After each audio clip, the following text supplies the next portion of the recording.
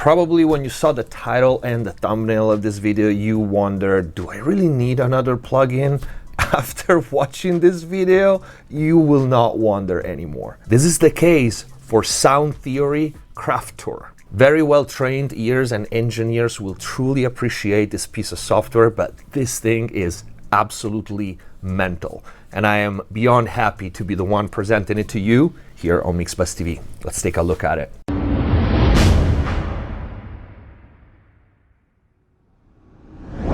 Hello everyone, welcome back to MixBuzz TV. Hope you guys are having a great day. Before we start, check the info box down below for free plugin special discounts, offers, and of course the link to Soundtheory Kraftur. Visit the new website mixbuzztv.com if you want to book mix and mastering with me, private lessons, mix consultation, and of course in there you will find all the mix and mastering courses start to finish on many different genres. We got two new ones, mastering alt rock and mastering R&B. This last one has two layouts, analog, hybrid, and in the box only. If you want to access the exclusive videos here on YouTube, click the join button, become a MixBuzz TV member, get all the perks. And if the videos are helping you, you want to support the channel, please consider using the super thanks or grab some merch. Let's get to it. Soundtheory Kraftur is very intuitive, very easy to use. That means quick and amazing result in no time, but there is indeed a lot to say about this processor. First of all, what's the purpose of Kraftur? It was engineered to add loudness and to preserve dynamics and the tonal balance of your mix. I know many processors promise this. Kraftur actually does it to a different level. And we are talking about Soundtheory. Soundtheory are the maker of Gullfoss EQ.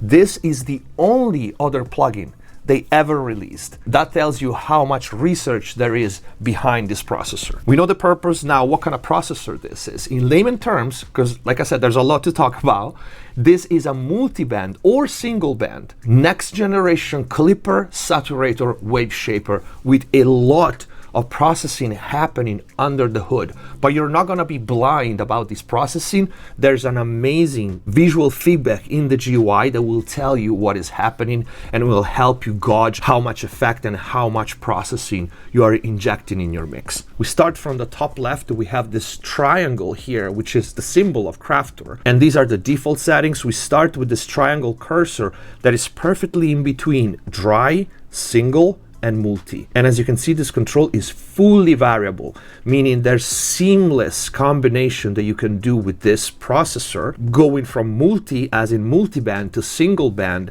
anywhere in between, and then blending all this with the dry signal, okay? At the top in the middle, we got the band solos. By clicking these, you will solo each band, and we have the corner frequencies here that separates low and mids and high bands, so you can set the filters wherever you want. Then we have a drive slider. This is your main processing, is the saturation slash wave shaping added to your material that will increase the loudness with minimal or no nominal level increase. And then we'll see later, we also have a clipper right here at the bottom right, which can be used to control peaks or to add another stage of saturation and color. Under drive, we have offset and knee. These both control the shape of our clipper, okay? The offset, if I turn it all the way up, it works on the wider spectrum. You can see the white line, it starts to bend really low, okay? In this case, around here, 15 dB. While the knee instead soften more the top part, you can see it in the screen. Both controls soften this clipper curve, this wave shaping curve, but they do it in a different way. We can almost say that with the knee, you control how you're gonna saturate the tallest peak, the transient, right? While the offset is more for the entire material. You will hear that in action. It's much easier to understand. And then we have our shifts control for the three bands, low, mid, and high shift.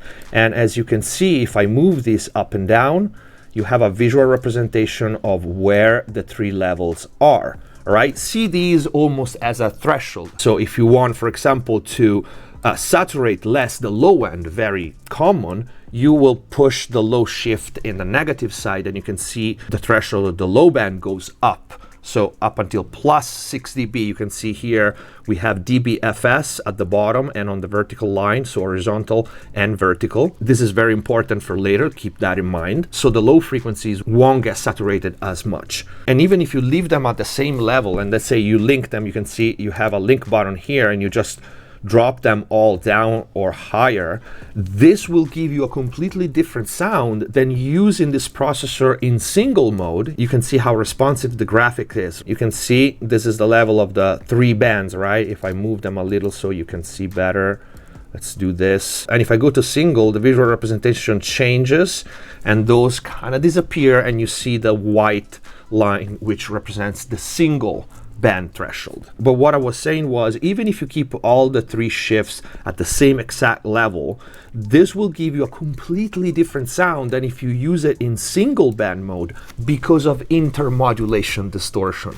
I recently released a video, right, about that. So by splitting the material in 3 bands and applying to each band its own saturation algorithm, we have a lot less intermodulation distortion. Just happened that I released a video on this like a month ago. Now stay with me for another couple of minutes before going to the audio test, because I need to show you the metering is extremely important. So I'm gonna run some material through it, and you will see at the bottom here on the horizontal line what says input, and here in the vertical line next to output, there's gonna be colored bars showing up. Here we go. So I'm gonna, for now, push the drive so we can have a clearer view. And you can see that each band is represented by its own color. Low is the red orange one, then we have the blue for the mids, then we have the yellow for the line, and then we have the white one for the single. So you can see already that the single band has a lot more distortion, a lot more saturation happening given the same level because of what we said before. When you apply a clipper, a saturator, any kind of distortion on a single wide band 2020K, there's a lot more intermodulation distortion happening, a lot cleaner instead when we split the bands and we tailor our saturation for each individual band. Now, if you can see both for input and output, we have 2 shades of color, right? We have the solid one. This represents the RMS level of each band or the entire material. And then the translucent one represents the peak level, okay? Also, the horizontal bands represent what they call hotness. So the amount of non-linearities added to the signal. So you have all this visual feedback perfectly laid out, very, very clear, that tells you what's happening to the material. And you will see the meters change as you change the controls in the triangle here, dry, wet, and multi. If I unlink these and I push the low band, for example, you see now we have this haze color right here, and it tells us which one of the 3 bands is more affected, let alone that we have a bar, a line, a threshold line that tells us what's happening. But you can see the colors inside change as we change the settings and of course the bands. You can see the hotness here in the mid shift right now is white. That's what I was talking about, okay? And you can see the opposite. You will hear it in the example, but right now pushing the mid so much, I'm actually reducing the mid-range in the output. This is important because I noticed that this thing can be used to actually smooth out harsh top end. That's kind of a magic trick that I learned pretty much the first 10 minutes that I was using this. It's kind of, I think, an off-label use. So it's a very cool trick. On top of that, you notice that we have another visual feedback, which is the pick histogram. Right now I'm sending a drum kit into it, and you can see the red is the low and it's the kick drum, and then we have the mid-range, and then we have the high end. So these are the picks, and it's another visual feedback that you have that further helps you understand what is happening to your material. Then you have the output level that you set with this white triangle here. And then we also have the clipper. And you can also set the clipper by dragging this red line here, this red bar. Like I said earlier, to use the clipper as a second form of peak control and saturation. Absolutely amazing clipper, by the way, you will hear it. In all this, we also have a match button at the top, which match perfectly with and without the processing. So much so that for this video, I will use the match, but I will also use the output level manually and then adjust the clipper, because the purpose of this processor is to give us more level at the same nominal level, right? Which with the match, you will have the same level, but the peak, the nominal peak will be so much lower. So I either show you the difference or I will not use the match momentarily so that you can understand how much more density and perceived loudness we get with this processor. Last thing I promise before going to the audio is if we click this triangle here in the name, we have different color schemes. All right, you can see I really like minimal, by the way, so I think I'm gonna keep this one. And without further ado, let's hear it in action. I'm gonna leave the meter here so you can see the level. Please keep an eye here and there on the nominal level because that's the entire purpose. Let's go.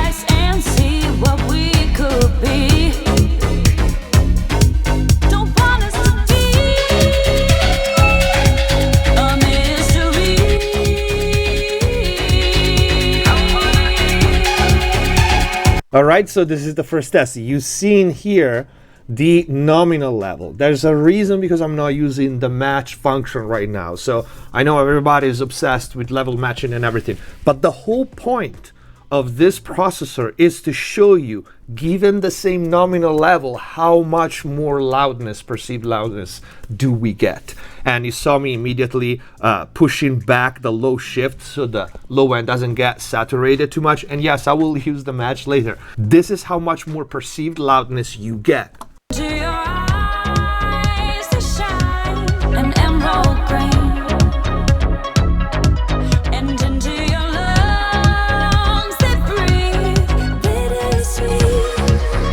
And we are in multi right now. We'll do more experimenting with different settings.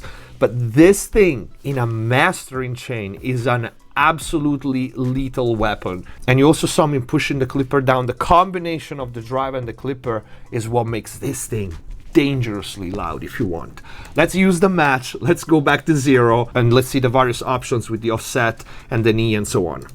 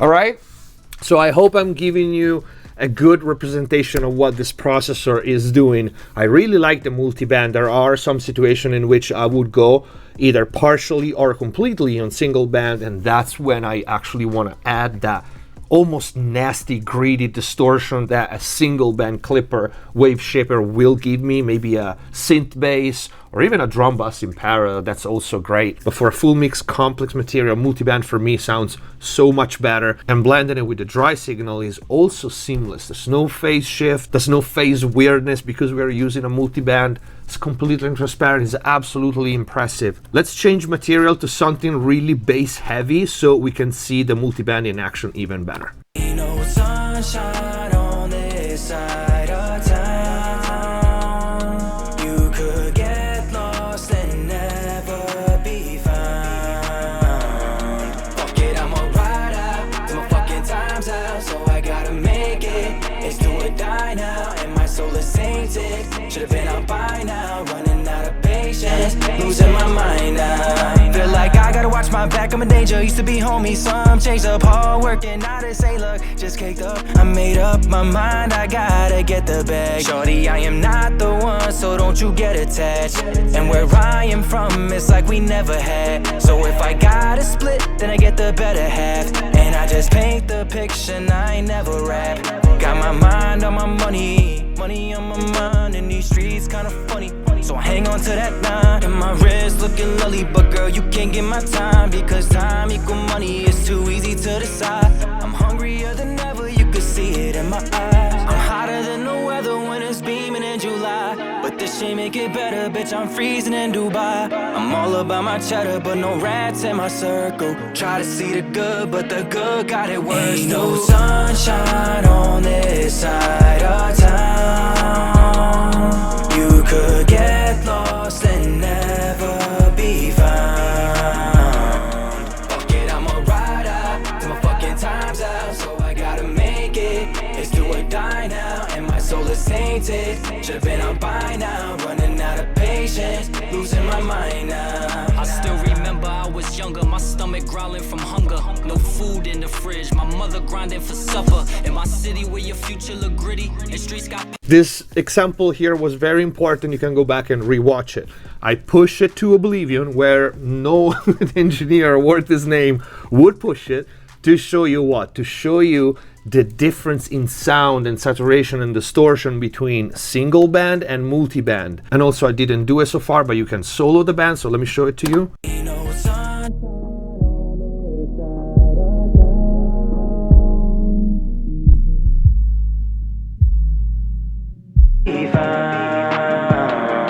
Fuck it, I'ma ride out till my fucking time's out, so I gotta make it.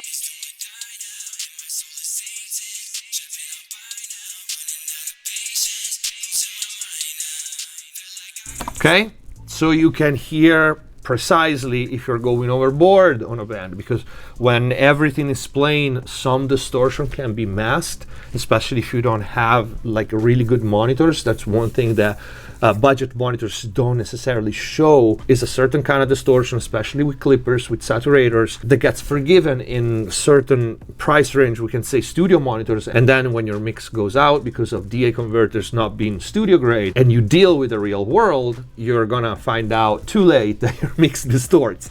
So this is a very, very cool function, okay? Also, I'm gonna switch really quick to the drum, and maybe we're gonna do another couple of mixes, but I'm gonna go to drums so I can show you the offset and knee. Drums are a really good example to show you this. So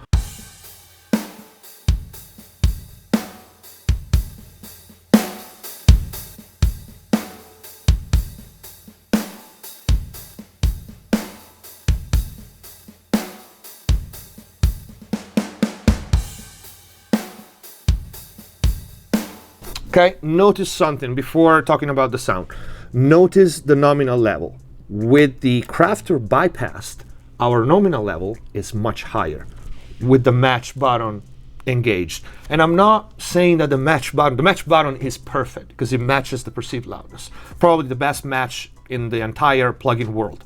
But what I'm saying is the nominal level with the match button is gonna be lower, right? Take a look here.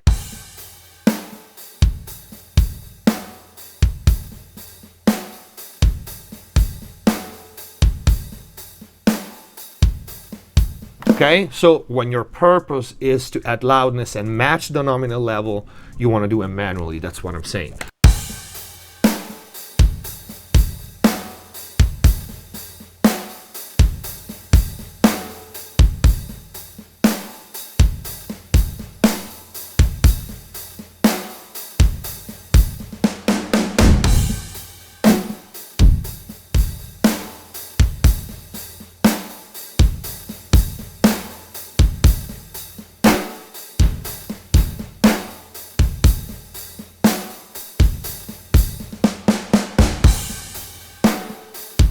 Okay, so you hear that it almost, when you go overboard with the saturation, with the shift and the drive at this kind of level, you can use this off label to kind of get this smoothing effect, which is of course still saturated and distorted. But if you think like I think, you already have 5 different off label uses for this. All right, so let's go and play with the offset and knee. I'm gonna leave the shifts at unity.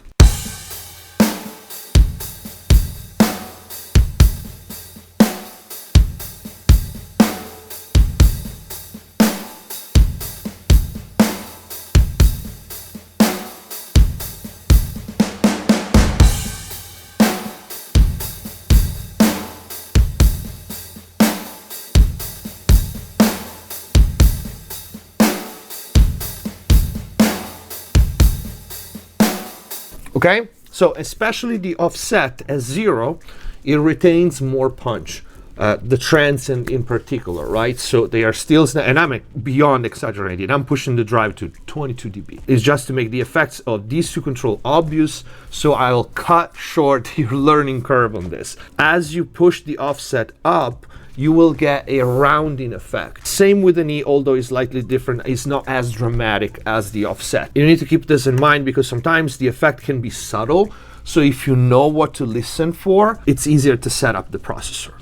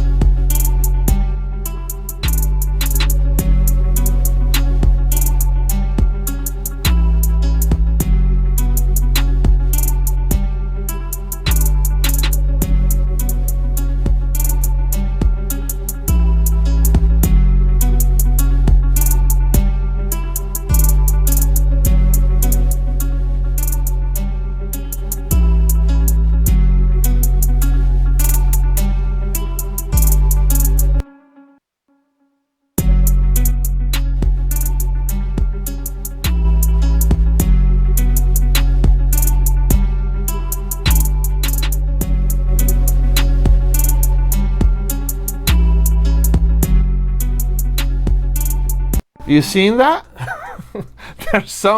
there are some hits that actually are higher nominal level with the plugin bypassed. I told you this thing does it. There's many processors that give you more perceived loudness. This I feel is another level. And as you will get more familiar with it, again, it's simple to use, but it's actually very deep. Like any small movement can be a big change in how much you can push it, especially if you think of this in the context of a mastering chain. This will push things further, but not in the way the loudness war haters think. Oh, things are gonna be even louder. No, things are gonna be cleaner. And then we'll decide how loud they're gonna get. So you can actually get to the crazy levels that we get now. And yes, of course, if you abuse it, you can get even over. But any sane engineer will keep the standard where it's at right now. But with this, you won't have many of the artifacts that we have now when a client decides, I just want this loud, don't care how it comes out, right? And mark my words, you will start seeing this thing popping out in all the big engineer chain soon enough. Then come back to the video, tell me if I was right. Let's do another couple of examples though. All right, let's push it with like big kicks and high energy.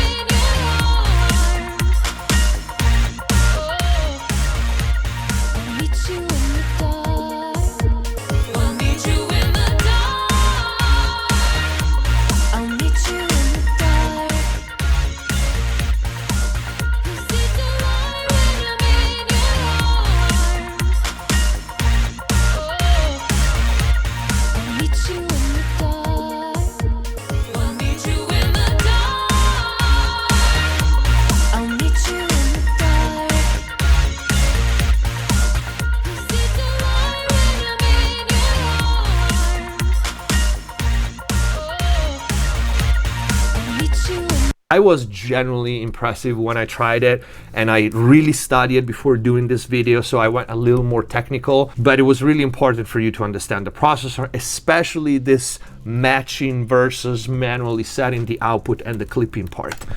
knows. Catch karate blows like Johnny Bones. They be rushing to get your body home. Baki fold, lock and load. It's off at the top of your dome like artichokes. These artists choke. Can't stand this kind of smoke. Adios. Que pasa, nasa, vámonos. Ya toca lado. I know y'all grinding dominoes. Y'all need to stop it and go stock it or go pop the flow. Rapido. I'm a capo, the tutti capi. You are now. Hey, yo, face, let's put the heat on. These weak mouths with them cheap rhymes. Beat on these peons. Still I see him holding up peace signs. Y'all better be wise and behave. Cause these guys will be keeping stinging your retards like fucking with a beehive. You never be able to see how can y'all deny? Shit, I was rhyming the beats when y'all were like knee high. Brody called me and he like, you got an hour of free time? I'm like, find me a beat and I'll probably body it each line.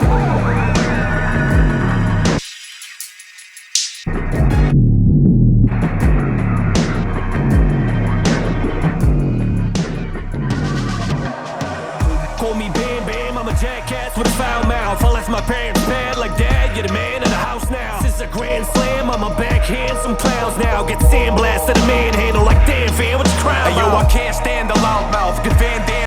Okay, that's a good example. So I like multi, and for the most part on complex material, that's what you want to start with or default with.